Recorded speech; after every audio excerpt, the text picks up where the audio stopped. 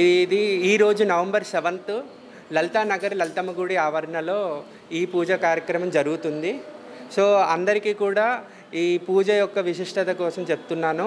ఈ గోవర్ధనుడు చిన్నప్పుడు కృష్ణుడు గోవర్ధన గిరిదారిని గోపల్లలో అందరినీ కాపాడడం కోసం చిటికన వేలతో గోవర్ధన పర్వతాన్ని చిటికన వేలతోని 7 రోజులు లేపెడతారు, ప్రజలను అందరినీ కాపాడతారు.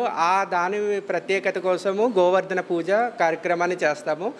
అలాగే సంరక్షణ కోసము గోమాత అన్ని దేవతలకి మూలం కాబట్టి గోపూజ కూడా ఇందులో ప్రత్యేకతంగా చేస్తున్నాము.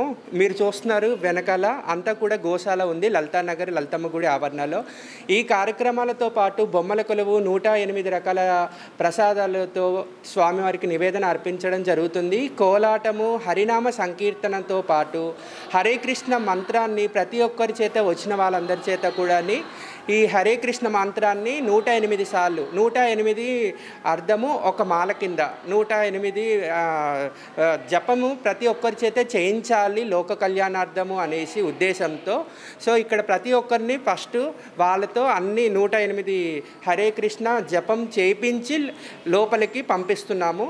వచ్చిన తర్వాత వాళ్ళకి ఒక సర్ప్రైజ్ కింద ఉంటుంది. సో బొమ్మల కొలువు ప్రత్యేక ఆకర్షణ కింద కూడా ఉంటుంది. సో బొమ్మల కొలువులో కూడా అన్ని రకాలుగా కవర్ చేశాము. ప్రతి ఒక్కరు కూడా లలితమ్మ గుడిలోని వచ్చి తీర్థప్రసాదాలు స్వీకరించి గోశాల దర్శనము, గోవర్ధన గిరిదారి యొక్క విశిష్టత అన్నీ కూడా తెలుసుకోవాల్సిందిగా కోరుకుంటున్నాము. సాయంత్రము దామోదర హారతితో పాటు హరే కృష్ణ మంత్రంతో అందరికీ కూడా చేపించేయడం జరుగుతుంది. హరికథ కోలాటం కూడా ఉంటుంది. సో ఉదయం 9:30 గంటల నుంచి సాయంత్రం 7 గంటల వరకు ప్రత్యేక కార్యక్రమాలు అన్నీ కూడా జరుగుతాయి. ప్రతి ఒక్క భక్తులు కూడా వచ్చి తీర్థప్రసాదాలు స్వీకరించగా కోరుకుంటున్నారు. Hi viewers, Vizag vision channel ని సబ్స్క్రైబ్ చేసుకోండి. మా ఛానల్ అందిస్తున్న జాతీయ అంతర్జాతీయ స్థాయి వార్తా విశేషాలు నోటిఫికేషన్స్ కోసం ఇక్కడ కనిపిస్తున్న బెల్ ఐకాన్ ని క్లిక్ చేయండి.